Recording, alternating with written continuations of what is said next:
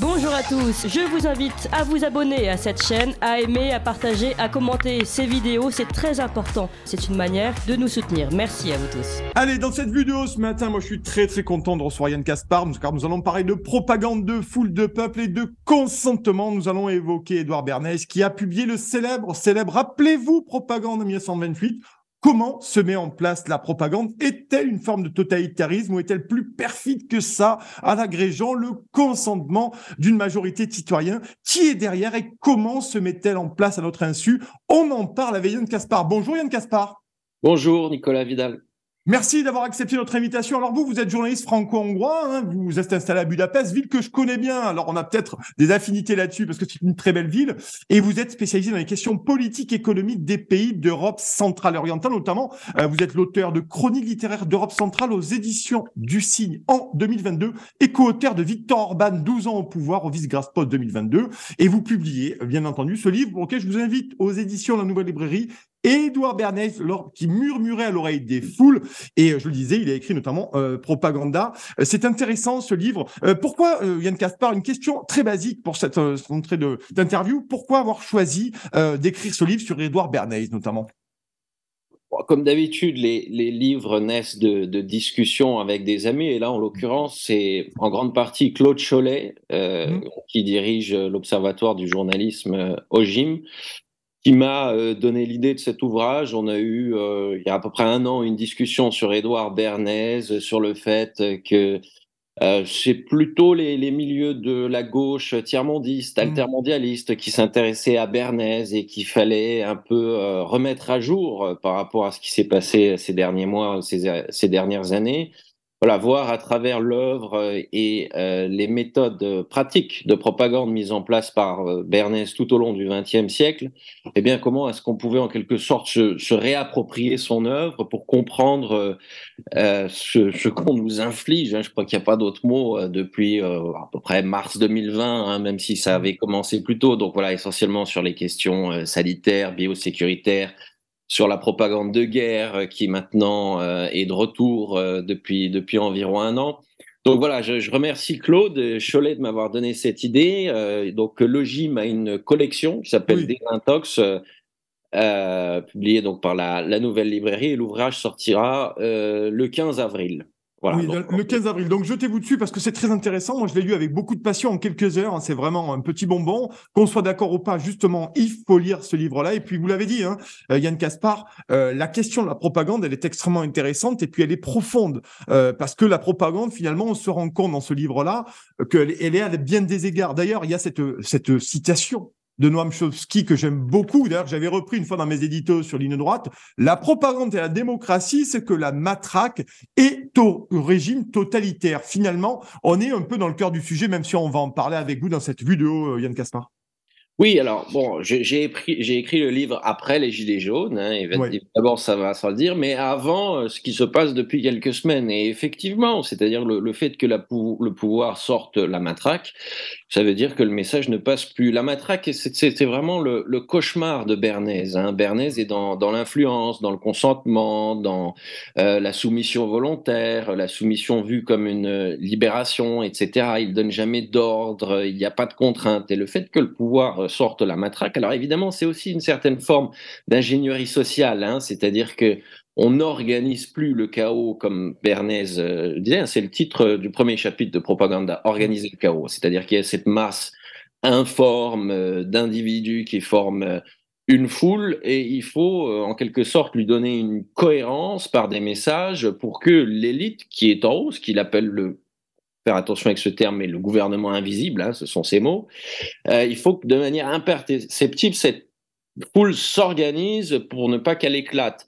Or, là, ce qui se passe depuis quelques mois ou quelques années, sous la présidence d'Emmanuel Macron, moi j'ai l'impression qu'il n'organise plus le chaos, mais qu'il gouverne par le chaos. Alors c'est aussi de l'ingénierie, mais en tout cas, c'est pas du tout quelque chose qui se place dans l'optique XXe siècle, société occidentale de consommation, propagande politique à la Edouard Bernays. Donc ça c'est très intéressant de voir qu'il y a, c'est le titre du dernier chapitre du petit ouvrage, c'est Bernays au XXIe siècle. C'est-à-dire qu'il y a des changements, c'est-à-dire il y a une distorsion, une dégénérescence de la propagande, et évidemment l'aboutissement de tout ça, depuis quelques semaines, la matraque, où effectivement il y a des signes, je dis bien des signes de pouvoir dictatorial, régime totalitaire. Ça, c'est l'autre intérêt de Bernays, c'est-à-dire qu'il permet de démonter un certain nombre de mythes, c'est-à-dire qu'on nous a enseigné au lycée et même plus tard que donc il y avait la propagande totalitaire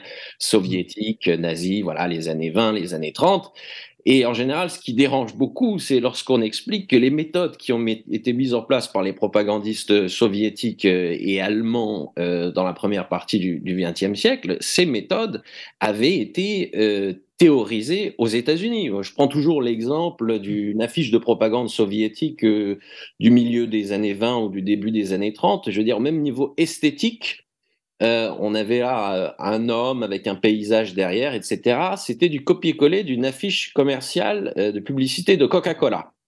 Alors évidemment, il ne faut pas trop exagérer les parallèles, mais ça, il faut le rappeler parce qu'il faut avoir une exigence, disons, d'exactitude historique et factuelle, que la propagande qui a ensuite dégénéré dire en Europe et en Union soviétique dans les années 30, qui était quelque chose de très vertical, de très contraignant, de très affirmatif, tout ça, ce sont des méthodes qui ont été qui ont débuté dans les années 20, même au milieu de la Première Guerre mondiale, en réalité, avec cette fameuse commission Krill qui a permis de retourner l'opinion publique américaine. Le président Wilson avait besoin de convaincre les Américains d'entrer en guerre, alors qu'il avait été réélu en 1916 sur un slogan pacifiste. Tout ça vient des États-Unis. Oui, c'est intéressant. Je voulais qu'on en parle parce que j'avais des questions là-dessus, parce que c'est intéressant de voir qu'il y a cette idée même des États-Unis là derrière et comment ça s'est fomenté finalement, cette idée de propagande. Mais je voudrais qu'on revienne rapidement d'ailleurs au début du livre. Édouard Bernays, il a quand même une filiation avec Sigmund Freud. C'est ça qui est intéressant aussi, dans sa capacité à un moment donné à réfléchir. Alors c'est absolument extraordinaire, effectivement. Oui. Il naît à Vienne, dans cette Vienne fin de siècle, 1891. Bon, il reste que quelques mois, ses parents émigrent, mais effectivement, donc sa mère est la sœur de Freud, et son père est le frère de la femme de Freud. Et ensuite, plus tard, alors ça, il ne pouvait pas le savoir, mais il faut savoir que Mark Randolph, le cofondateur de Netflix et premier PDG de Netflix, est le petit-neveu d'Édouard Bernays. Donc c'est absolument sensationnel. C'est-à-dire qu'il y a là une espèce d'hasard objectif, si vous voulez. C'est-à-dire qu'il a sa filiation freudienne, donc dans la psychologie individuelle, comprendre ce qui se cache sous l'individu, les pulsions, les désirs, tous des termes qu'il va reprendre et qui va adapter au domaine des masses et des foules.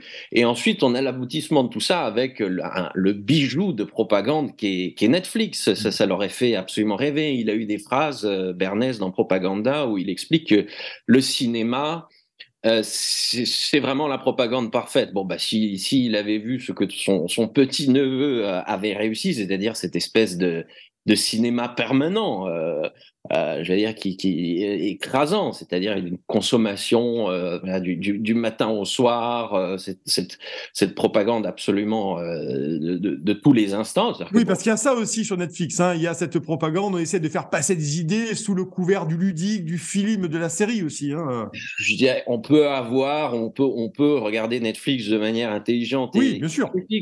C'est toujours pareil, mais si on étudie ça froidement, je crois que dans la même collection quel paraît l'ouvrage, il y a cet ouvrage d'Édouard Chano qui a écrit voilà, un très bel essai sur Netflix, et où il explique bien que fondamentalement, si on racote tous les bouts, bien ce sont évidemment les mêmes messages qui passent sans arrêt. Et là, il y a une espèce d'anesthésie qui se fait pour la plupart des consommateurs de Netflix. Mais après, bien évidemment, il m'arrive de jeter un œil à telle ou telle série. Je dirais que c'est très important parce que on peut voir où en est la propagande. C'est-à-dire, si on a l'œil critique, on peut se dire, ah, voilà, ils sont vraiment capables de faire ça, voilà ce qu'ils pensent, voilà ce qu'ils veulent qu'on pense, etc. Donc, je pense qu'il faut, à petite dose, bien sûr, regarder Netflix pour comprendre un peu oui, mais vous le dites, Yann Gaspard, là-dedans, dans ce livre, je reprends une citation, le cinéma est la courroie de transmission, c'est une phrase tirée du livre, hein, le cinéma est la courroie de transmission la plus efficace de la propagande et qui n'a pas son pareil pour propager idées et opinions. Donc, on voit bien quand même que c'est un canal très fort désolé de l'anglicisme, de soft power finalement, pour aussi, depuis un certain temps, peut-être endoctriner les jeunes Français, plus largement les jeunes Européens, à une propagande plutôt américaine. Oui. Et ça, c'est une phrase de Bernays Oui, dans oui. Propaganda. Il a tout un chapitre sur le cinéma, voilà, où il s'intéresse à la science, à l'éducation, au cinéma, à la radio. Bernays, ça reste un homme de l'écrit et de la radio. C'est-à-dire que il agit dans un monde où Hollywood, si vous voulez, commence déjà à tout dominer, mais il a toujours éprouvé cette forme de bon, il est un peu trop vieille école finalement, trop européen. Hein, il vient de Vienne, cette espèce de fantôme européen, l'écrit, la pensée, etc., la radio qui le hante. Et il n'a jamais réussi à complètement épouser de carrière hollywoodienne. Pourtant, il aurait très bien pu le faire parce il était centenaire, il est mort centenaire. Hein, c'est-à-dire que il est mort en 1995. Jusqu'à la fin, il avait toute sa tête, une belle carrière, etc. Donc il aurait très bien pu aller à Hollywood et faire carrière là-dedans, en écrivant des scénarios, ce genre de choses. Il aurait vraiment été au cœur de la machine de propagande américaine, mais non, il est resté toute sa vie à New York, dans la presse, la radio, ses liens avec les grandes entreprises, le pouvoir politique, etc. Mais effectivement, il faudrait faire une histoire d'Hollywood, c'est-à-dire que là, c'est pareil, c'est-à-dire qu'en réalité, toute l'histoire du XXe siècle peut se comprendre à travers les films que Hollywood a compris. Enfin, c'est absolument génial. C'est-à-dire qu'ils ne s'en gênent pas. Ils mettent tout dans leur film. Le dénouement est toujours le même. L'intrigue est toujours la même. Bon, donc effectivement, le cinéma est quelque chose en sens où le consommateur est bien plus passif que lorsqu'il lit, c'est quelque chose de bien plus efficace que la lecture d'une affiche de propagande, qu'un discours politique ou ce genre de choses. Oui, effectivement. Mais c'est intéressant dans ce livre-là, et vraiment, je vous conseille de le lire, hein, parce qu'il est vraiment passionnant. Il sortira d'ailleurs le 15 avril. Finalement, vous le dites très bien, et j'aimerais qu'on en parle à l'antenne, sans tout dévoiler, pour que nos auditeurs aillent se jeter sur le livre et le commandent dès maintenant chez leur libraire. Qu'est-ce qu'il a compris, Édouard Bernays, dès le début? Il comprend finalement comment on fait. Alors, une nouvelle fois, un anglicisme, désolé, chers auditeurs, mais il a compris l'idée du marketing, détourner l'attention d'un produit pour finalement attirer l'attention et faire vendre et réussir avec ce produit-là. Il y a quelque chose d'assez génial finalement, même si c'est effrayant à la fin. Oui, alors c'était donc quand il commence à utiliser ce genre de technique, alors ce qu'il faut préciser, c'est que c'est quand même un très grand mystificateur, c'est-à-dire qu'il n'est pas le seul à utiliser ces méthodes. Il est mort très vieux, donc il a enterré tous les témoins, donc il aimait bien en rajouter pour dire voilà, c'est moi qui ai inventé ça. C'est pas vrai, mais ça a réussi parce que personne aujourd'hui, ou très peu, connaissent Walter Lippmann, Ivy League, Albert Lasker, qui étaient des journalistes, des publicitaires et des gens des relations publiques tout aussi habiles que Bernays. Alors, il y a plus de 100 ans, oui, qu'est-ce qu'il met en place? C'est la technique du tiers parti qu'un bon commercial doit connaître aujourd'hui, c'est-à-dire c'est pas le produit qu'on vend, on détourne l'attention du potentiel consommateur, donc du propagandé, hein, parce que la propagande c'est un produit, hein, on le vend, c'est pareil hein, pour lui, ça c'est très net. Ce qui est important, c'est pas le produit, mais c'est ce à quoi on va pouvoir associer le produit. Alors, un exemple qui, je pense, vous rappellera quelque chose. Il pense que c'est très efficace de détourner l'attention du produit sur une figure d'autorité, par exemple celle d'un médecin. Hein, je pense que ça vous dit quelque chose. C'est-à-dire que si un homme politique nous explique que telle mesure est efficace, que tellement est efficace, non, ça marche pas parce qu'il veut se faire réélire, il peut être sous influence, etc. Le médecin, qui bien souvent ne comprend pas ce qui lui arrive, bien qu'il y en ait des très très retors, hein, mais je pense que la plupart, tout au début, n'avaient pas conscience d'être manipulés, en fait. Le médecin, bon conseiller en charge de notre santé, figure incontestable, d'autorité, ce genre de choses. Le message passe par son intermédiaire. Donc on se retrouve complètement, on est complètement dominé par cette figure et du coup on perd complètement de vue le produit en tant que tel, c'est-à-dire la mesure qu'on veut nous vendre ou le produit qu'on veut nous vendre. Donc ça passe. Autre chose que Bernays avait bien saisi, c'est qu'il ne faut, et c'est là en réalité qu'est venu la, voilà, le fond du livre est là, je pense, parce qu'en fait, la première partie, bon, le travail a déjà été fait, surtout en langue anglaise, c'est-à-dire présenter Bernays, ses méthodes, mais le point de bascule, justement, c'est que Bernays explique que tout ça peut fonctionner lorsque, premièrement, il n'y a pas de contraintes. Alors là, évidemment, pas ce qui se passe depuis 2-3 ans, on n'est plus dans du Bernays, parce que c'est... Ah non, pas du tout, non. Non, Voilà. manifestement pas. Ça l'aurait révulsé, hein, ça. C'est-à-dire qu'il aurait pris ses clics et ses claques, il aurait fait autre chose. Il aurait dit on a échoué. Parce qu'on n'arrive plus à faire consentir. Alors au début, ça a fonctionné quand même. Hein. Il y en avait même qui applaudissaient, etc., tous les soirs. Les pastilles sur Facebook, je me lave les mains, je sauve des vies. Ah oui, on a tout eu. Hein. On a tout eu. Il y a eu au début une soumission volontaire. C'est très net. Mais après, ça marchait plus. Ça marchait plus. On a dû contraindre. Donc, premièrement, ne jamais contraindre. Donc, c'est pour ça que, d'un certain point de vue, Bernays, c'est fini, parce qu'il y a de la contrainte. Hein, donc, passe sanitaire, matraque, telle obligation, café debout. Auto-attestation, Yann Kaspar. Là, je crois qu'il est arrivé au bout. Hein. Oui, alors là, mais là, ça, c'est plus Bernays. C'est-à-dire qu'on se passe les menottes de manière volontaire, tout en... Enfin, attention, je ne sais pas ce que vous entendez par auto-attestation. Rappelez-vous les auto-attestations pour sortir de chez soi. Oui, non, mais vous savez, moi, je suis en Hongrie, donc... Et oui, je sais bien. Mais ce que je veux dire par là, c'est qu'on l'a remplie en étant convaincu qu'il faut la remplir correctement, ou on l'a... Vous voyez, parce qu'ici aussi, on avait ce genre de... D'accord, ok. qu'on remplissait, enfin bref, peu importe. Pas de contrainte. Et deuxièmement, et alors là, c'est encore plus profond, si vous voulez, Bernays, ça fonctionne, la propagande horizontale sans contrainte, ça fonctionne dans une société d'abondance.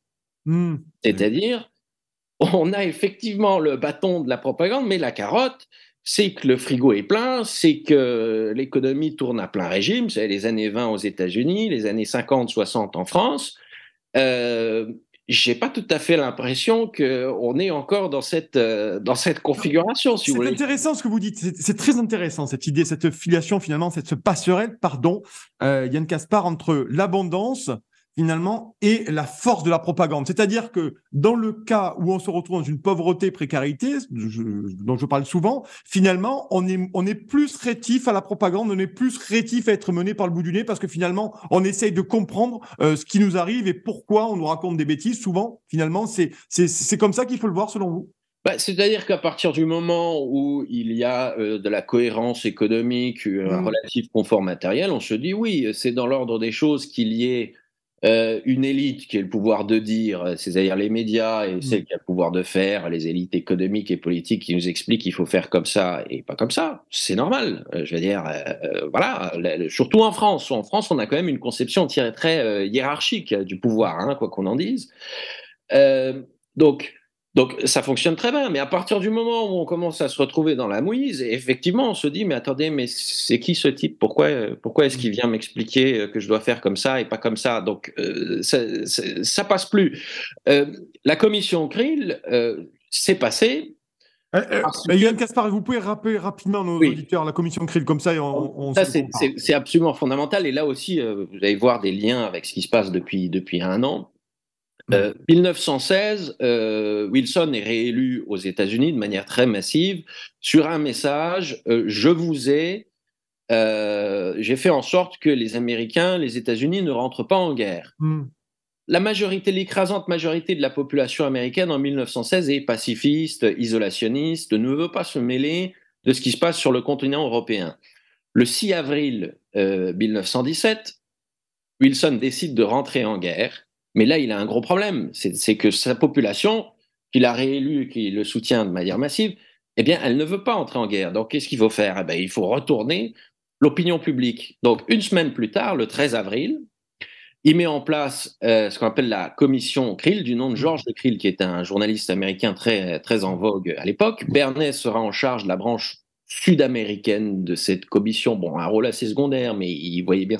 Et alors là, on a affiches de propagande, discours publics, du matin au soir. C'est-à-dire, c'est la commission Krill, c'est la première expérience massive et permanente de propagande moderne. Alors aujourd'hui, tout ça peut paraître ridicule, parce que par exemple, donc, il y avait ce qu'on appelait les 4 Minutes Men, c'est-à-dire des types, 75 000 volontaires au total sur tout le territoire américain qui, voilà, toutes les demi-heures, dans telle ville, allaient sur la place publique, expliquer pourquoi les Allemands étaient des gens affreux, pourquoi les États-Unis étaient supérieurs et pourquoi est-ce que la grande patrie américaine entrait en guerre contre l'Allemagne pour sauver la démocratie, le continent. Et tout ça a fonctionné. Pourquoi ça a pu être accepté ensuite? Parce que les années 20 ont été florissantes aux États-Unis et parce que la fin de la Première Guerre mondiale, le dénouement, c'est officiellement le début du leadership américain, qui dure depuis, enfin peut-être que 100 ans plus tard maintenant c'est terminé, enfin ça c'est un autre débat. Voilà, 18, 19, 20, c'est la prise de pouvoir mondiale des États-Unis. Oui, parce que vous le dites, c'est une question justement que je voulais vous poser. Vous le dites, pourquoi finalement, mais la puissance de la manipulation de l'opinion va lui être encore plus claire au moment de son rendez-vous avec l'histoire en 1917, quand les États-Unis décident d'entrer en guerre. C'est dont vous parlez finalement. Et là, pour vous, il y a un véritable basculement qui fait que l'hégémonie américaine se pose. L'hégémonie américaine, et surtout que Bernays va comprendre que ce qui fonctionne en temps de guerre fonctionne aussi en temps de paix. Oui. Oh, qui va mettre ça en place, voilà, pour des grandes affaires commerciales, pour les cigarettes, le Kiss Try, c'est-à-dire qu'il va faire en sorte que la cigarette conquiert aussi le marché féminin. Ouais.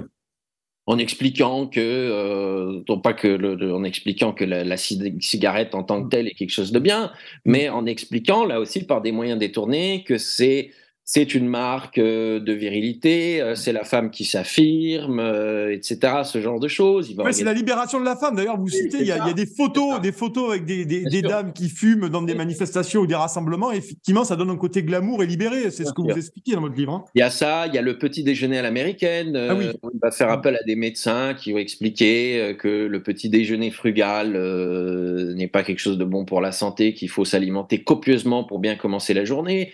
Les médecins, 4500 ou 5000, hein, il leur avait écrit pour le compte des entreprises de l'agroalimentaire pour lesquelles il travaillait. Voilà, les médecins vont lui expliquer que c'est bien de manger beaucoup le matin pour bien commencer la journée. Il relaye ça dans la presse et puis en quelques mois, le tour est joué. Les ventes de bacon et d'œufs s'envolent. Donc, si vous voulez, tout ça, ça fonctionne parce que on est vraiment typiquement dans ces sociétés occidentales prétendument libres, enfin avec tous les guillemets qu'ils voudraient, en tout cas sans contrainte apparente et surtout sans misère apparente, c'est-à-dire que l'économie tourne, ça fonctionne. Aujourd'hui, pourquoi la propagande dégénère? Pourquoi on a de plus en plus de personnes qui sont réticentes à l'accepter et à s'y soumettre? C'est parce que ces deux conditions ne sont plus réunies. Voilà, tout simplement. Alors, je ne sais pas sur ce sur quoi ça va déboucher, mais en tout cas, on peut voir, si vous voulez, une crise d'un point de vue, un point de bascule d'un point de vue économique, c'est-à-dire qu'il n'y a plus d'industrie en France, on ne produit plus, on est obligé de tout importer à crédit, etc. La classe moyenne a peur d'être déclassée, ce genre de choses, etc. Il y a des fractures territoriales. Bon, tout ça, c'est de l'économie, de la sociologie, c'est sans doute le point le plus important. Mais d'un point de vue de la communication politique, d'un point de vue de la propagande, eh bien, on peut aussi dire qu'on arrive à une situation de bascule, parce que tout ce qui a été mis en place au cours de ces dernières décennies ne fonctionne plus, ne remplit plus les conditions qui ont notamment été théorisées et mises en pratique par Bernays tout au long du XXe siècle. Alors, je voudrais qu'on en parle dans la seconde partie de l'émission. En tout cas, merci Yann Caspar d'être là. Je voulais une dernière question avant de passer au bulletin d'information d'Emmanuel Noël. Finalement, on voit aussi, je vais revenir sur l'histoire du petit déjeuner et des cigarettes. On voit aussi qu'en fait, il a compris un truc, Édouard Bernet, qui est très intéressant, c'est les influenceurs. Oui, il y a des influenceurs, mais c'est intéressant de voir que même à cette époque, il s'appuyait sur des gens à forte personnalité ou du moins à forte audience pour vendre finalement sa camelote.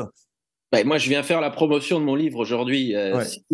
Si des auditeurs veulent le commander, l'acheter, c'est pas parce qu'ils pensent que l'ouvrage est potentiellement bon ou potentiellement intéressant. C'est parce qu'ils passent par votre intermédiaire, qu'ils connaissent Nicolas Vidal, La Matinale, etc. Vous êtes la figure d'autorité, voilà, d'un paysage radiophonique, et c'est par votre intermédiaire que ça passe. Alors évidemment, tout ça, c'est très basique.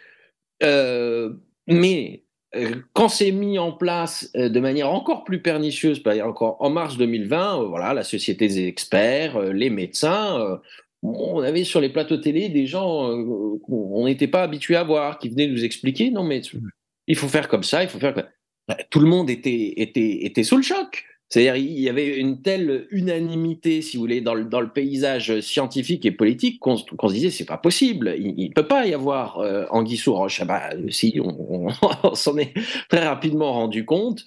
Et autre point, ce qui est très intéressant, Bernays met aussi l'accent sur l'éducation. C'est-à-dire que ça c'est contre-intuitif, c'est-à-dire plus on est éduqué, plus on serait étanche à la propagande. En réalité, alors, je vous arrête immédiatement, mon cher Yann Caspar, parce que c'est le moment du bulletin d'information et c'est le thème que je veux aborder absolument en seconde partie.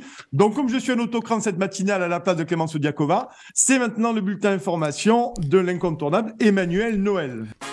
Ligne droite. Très haut, il y a une place pour nos idées. Vue de haut. Nous voilà de retour avec Yann Caspar pour cet excellent livre, L'homme qui murmurait à l'oreille des foules aux éditions Nouvelle Librairie. Et j'ai coupé Yann Caspar parce qu'il était en train de parler du sujet que je veux aborder aujourd'hui. Maintenant, pardon, cette deuxième partie d'émission. Finalement, le rapport qui est passionnant comme sujet, le rapport de l'éducation à la propagande. Et vous commenciez à dire, avant que je vous coupe, mon cher Yann Caspar, finalement, que plus on était éduqué, plus on était rétif à la propagande. Et ça me semble être un sujet aussi extrêmement central. Central et dérangeant, très dérangeant. Et d'ailleurs attesté par toute une série de sondages sur les mesures sanitaires, entre guillemets, sur la position qu'on a sur le conflit russo-ukrainien et ce genre de choses. C'est complètement contre-intuitif. On nous enseigne depuis tout petit que plus on se cultive, plus on fait d'études, plus on est intelligent, etc., plus on serait blindé contre la manipulation politique. Alors, c'est sans doute le cas de quelques personnes, mais si vous voulez, la tendance de fond, c'est qu'en réalité, c'est l'inverse.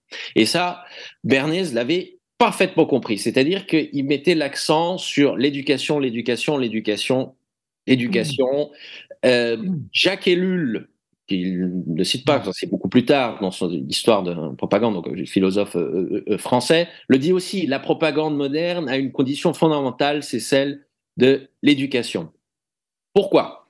Parce qu'une personne qui emmagasine beaucoup d'informations, pour donner une réponse claire, quand on lui demande de donner une réponse très simple en bout de course, après avoir accumulé toute cette information, il faut qu'elle simplifie énormément. Tandis qu'une personne qui n'a pas le temps de beaucoup s'informer, qui n'a pas beaucoup de références culturelles, intellectuelles, etc., elle n'a pas besoin de simplifier. Elle répond à une question de manière tout à fait sauvage. Moi, je raconte toujours cette anecdote. On était en avril 2020, donc voilà, quelques semaines après le début de... Alors, c'était en Hongrie. Peut-être qu'en France, on ne pouvait pas encore assister à ce genre de scène. Évidemment, tous mes amis très intelligents, très diplômés, des ingénieurs, des avocats, des médecins m'expliquaient non, mais là, ce qui se passe là, c'est absolument tragique. Bon, moi, toujours eu beaucoup de doutes depuis le début, et puis au bout de quelques semaines, de très nets doutes par rapport à ce qu'on nous racontait. Donc, j'évolue dans mon milieu social, c'est-à-dire capitale européenne, si vous voulez, bourgeoisie culturelle, hein, pour employer une terminologie marxiste ou française. Bon. Des gens éduqués, diplômés. Et j'ai un dégât des eaux en avril 2020, et là, je fais appel donc à mon plombier qui arrive, 55 ans, clope au bec, etc. Bon.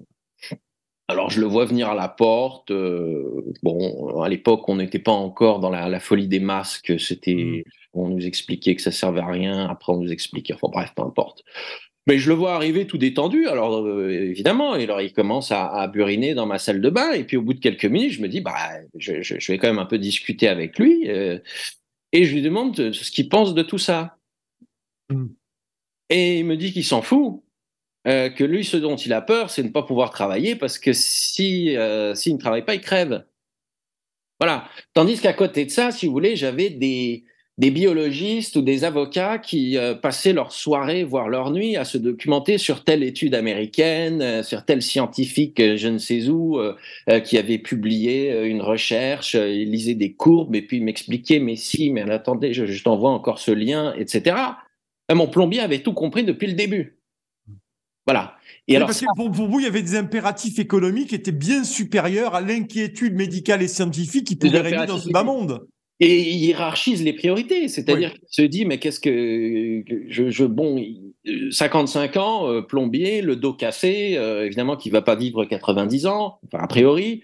Donc il se dit, bah les quelques années qui me restent, ben il faut que je bosse, il faut que je continue à nourrir ma famille. Plus qu'est-ce qu'on me raconte à la télévision, dans les journaux, etc. Donc, si vous voulez, et c'est pas simplement une question d'éducation, c'est une question aussi de quantité d'informations qu'on ingurgite. Par exemple, il y a une correspondance très nette entre un universitaire, un jeune urbain hyper connecté et un retraité qui se gave de BFM TV du matin au soir. En réalité, ce qui compte, c'est pas forcément le niveau d'études, de diplôme, c'est la quantité d'informations qu'on ingurgite. Parce qu'après, pour la régurgiter, pour répondre à une question très simple, c'est-à-dire que les questions très simples qu'on avait à se poser, c'est-à-dire que quand on nous disait que notre ministre de la Santé, le président de la République nous disait il faut faire ça parce que nous sommes en guerre et sauvons, etc., défendons le machin. La réponse est très simple. Voilà. Est-ce qu'il nous ment ou pas ? C'est très simple. Je veux dire, un esprit normalement constitué se pose cette question. Bon, le type très éduqué avait le temps à vous dire c'est plus compliqué parce que j'ai lu ça et puis un tel dit ceci et un tel dit cela, et puis à la fin, la balance penche dans quel sens ? Non, il ne ment pas, mais enfin c'est compliqué. Voilà. Alors que le plombier, lui... ce qui est intéressant, Yann Caspar, intéressant, c'est que finalement, ce que vous nous dites, ou peut-être vous allez me dire le contraire, mais que le bon sens populaire pourrait être finalement un antidote à la propagande sous toutes ses formes. C'est ça aussi qu'on peut comprendre là-dedans ? C'est évident, si vous voulez. Jacques Ellul, alors après, la question, c'est est-ce qu'on s'en réjouit ou est-ce qu'on le déplore ? Ça, moi, je rentre pas là-dedans, mais enfin, on voit bien que en haut lieu, ça ne plaît pas. Hein, d'où l'emploi du terme populisme, etc., ou les sans-dents, si vous voulez, en coulisses. Jacques Ellul l'explique de manière beaucoup plus fine, beaucoup plus précise. Voilà, c'est un intellectuel européen beaucoup plus fine qu'Édouard Bernays. Un illettré, un analphabète ne peut pas être manipulé. C'est quelque chose qu'on a du mal à se mettre dans la tête, mais il l'inscrit noir sur blanc. Parce que sa réaction au message qu'on lui envoie et qu'on lui martèle, sa réaction est complètement sauvage. Lui, il est dicté par un instinct de survie et de vie, et pas par des débats intellectuels. Il n'a pas le temps. Si vous voulez, la catégorie qui a le mieux marché à partir de 2020, c'est les profs du secodaire et du supérieur qui, déjà... elles étaient à la maison, elles étaient payées, elles n'avaient pas trop de questions. Je ne sais pas si Olivier Delamarche était déjà là avant moi ou après moi, peu importe. il dirait le Covid, c'est un truc de fonctionnaire. Je crois qu'il dirait ça en ces termes-là. Je veux pas, voilà, avoir des propos, si vous voulez, désagréables envers les fonctionnaires qui sont très importants. Mais enfin, quand on a le temps à la maison de lire, de s'informer, de se détendre avec des beaux livres, on marche à fond. On marche à fond.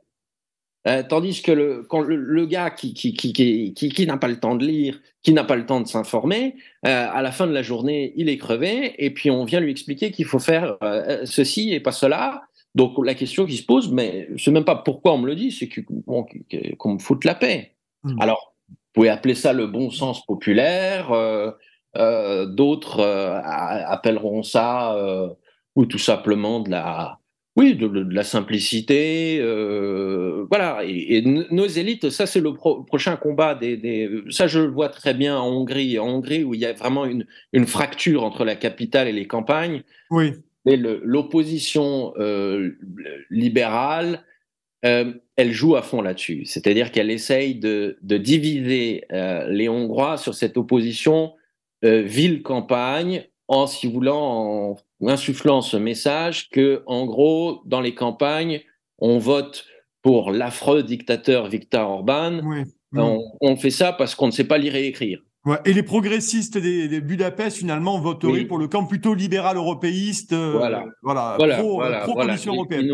Qui nous crachait dessus parce que notre masque était comme ça et pas comme ça. Donc eux, ils sont évidemment du côté de la liberté et du progrès, hein, comme tout le monde le sait. Donc voilà, ça c'est ces prochaines années, ça va être quelque chose d'absolument fondamental, c'est-à-dire notre rapport à la connaissance, à l'information. Les dernières années ont très clairement montré, vous prenez 2005 aussi, c'est pareil, le référendum, c'est-à-dire qu'on avait toute une élite médiatique et politique, voilà, très convenable, hein, c'est des gens bien respectables qui nous expliquaient que non, celui qui vote non, là c'est pas possible, il lui manque une case, hein, et puis c'est un rétrograde, etc. Bon.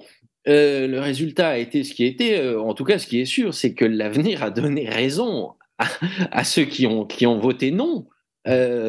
Pourquoi ? Parce que les arguments qui étaient utilisés à l'époque par les personnes qui étaient du côté du non, en fait, tout ça c'est produit par la suite, et on essaye toujours de la même manière, de manière très verticale, c'est presque dictatoriale, de nous imposer une volonté qui vient comme ça.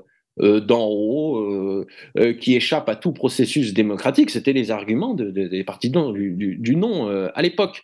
Donc, c'est ce que je dis dans le livre, hein, c'est-à-dire le point de bascule en France, je pense, c'est 2005.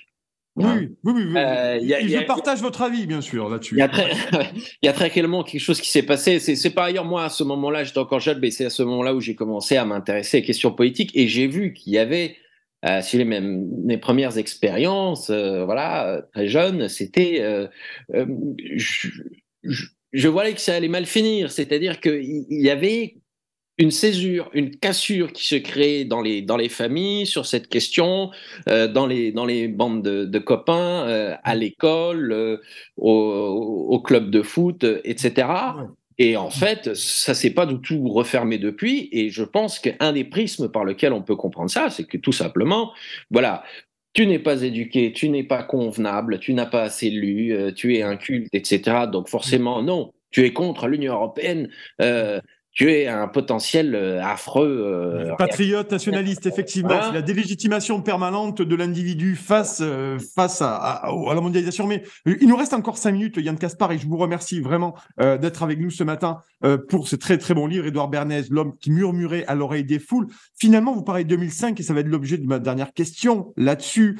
On se rend compte qu'il y a une propagande, on peut le dire, de l'Union européenne sur ces questions de progressisme, de mondialisation, et finalement, est-ce que là, on se rend compte que l'opinion est en train de se retourner parce qu'elle aussi, elle est victime de la mondialisation et de la précarité. Et finalement, est-ce que là, nos élites, aujourd'hui, libérales, sont pas en train de prendre le boomerang du mensonge et du viol démocratique pour ce qui concerne la France de 2008, par exemple ? Oui, sur la propagande, hein. Sur l'Union européenne, c'est très clair. Alors la question de savoir, c'est est-ce qu'on pourrait réunir une majorité claire et nette en France sur la question du Frexit ou de la sortie de l'euro? Honnêtement, moi, je veux pas casser l'ambiance, mais je suis pas sûr. Je suis pas sûr. Ben, décidément, ce matin, j'ai que des optimistes à mon micro, ce matin. Je suis pas sûr, mais il y a très clairement une évolution. Non, là, la vraie Oui. dynamique, si vous voulez, c'est que ces élites médiatiques, politiques, en quelque sorte, elles préemptent, c'est-à-dire elles sont allées trop vite et trop loin. Vous prenez par exemple tout ce qui concerne la question du genre, le wokisme, j'ai pas l'impression que ça passe. Ça passe peut-être en Californie, aux États-Unis, dans dans les sociétés qui nous attendent peut-être qu'on sera comme eux dans. Moi, j'ai pas l'impression quand je me balade en France, dans les campagnes, bon, parfois on sait même pas ce que ça veut dire LGBT. Mais c'est le gouffre finalement, Yann Caspar, c'est le gouffre entre cette propagande sur ces thèmes-là qui sont très divers, mais qui ne représentent qu'une infime minorité de la population. Mais on voit qu'auprès d'une majorité de la population, vous l'avez dit, ça ne passe plus. Donc une nouvelle fois, est-ce que là aujourd'hui, la propagande vient d'arrêter d'avoir des effets massifs sur la population et devient même rendre de plus en plus les gens rétifs à ça. Finalement, ça fait un coup de boomerang. Mais parce qu'on n'a rien à proposer en échange. Ouais. Quand on vend quelque chose à quelqu'un, il faut bien le satisfaire d'une manière ou d'une autre. Essayer de faire rentrer dans la tête des affreux sans-dents français qu'un homme n'est pas un homme, une femme n'est pas une femme, ce genre de choses. Le projet qu'il y a derrière, c'est évidemment de dissoudre complètement les liens sociaux, de dissoudre ce qui reste encore de solidarité familiale, etc., ce genre de choses. D'accord, très bien, ça, on a bien compris quel était l'objectif. Mais il faut bien qu'en échange, ces gens reçoivent quelque chose. Quand Bernays vend la guerre, quand Bernays vend les cigarettes, quand il vend les œufs, etc., tout ça se place, encore une fois, dans la prospérité. Or, aujourd'hui, on décline économiquement et socialement, et par-dessus le marché, on vient nous expliquer qu'un homme peut tomber enceint ou enceinte, ou je ne sais pas. Alors, ça passera peut-être. C'est-à-dire qu'encore une fois, peut-être dans 20 ans, la France sera une Californie, avec tout ce que ça représente. Pourquoi pas? Mais là, j'ai quand même l'impression que ça patine un peu. Qu'il y a. Par ailleurs, il n'y a pas on nous rabâche les oreilles d'unité européenne, ce genre de choses. Bon, moi, je vis plutôt dans une partie de l'Europe où ce genre de questions, excepté 2-3 arrondissements à Budapest, au centre, on ne veut pas en entendre parler. Hein. Et là, c'est pas une histoire de droite-gauche. Hein. C'est une histoire générationnelle d'éducation. Et d'identité, je pense aussi, Yann Caspar. C'est-à-dire qu'un électeur de plus de 50 ans qui vote contre Viktor Orban, qui vote pour les partis de gauche pro-UE, est anti-LGBT. Hein. Ouais. Et je vous remercie, on arrive à la fin de cet entretien. Et en tout cas, on va vous réinviter pour parler de la Hongrie. Viktor Orban, extrêmement intéressant pour avoir un autre point de vue, parce qu'on lit beaucoup de bêtises sur la Hongrie. J'aimerais qu'on en parle. En tout cas, merci beaucoup. Vous êtes venus pour ce livre, Édouard Bernays, l'homme qui murmure à l'oreille des foules. Ça sort le 15 avril, édition Nouvelle Librairie. Il y a aussi Logim et Claude Cholet, à qui on passe un beau jour, qui sont dans le coup. Merci beaucoup, Yann Caspar, d'avoir fait ce passage par nos studios, en tout cas en direct de Budapest. Merci beaucoup et je vous souhaite une excellente journée. À très bientôt.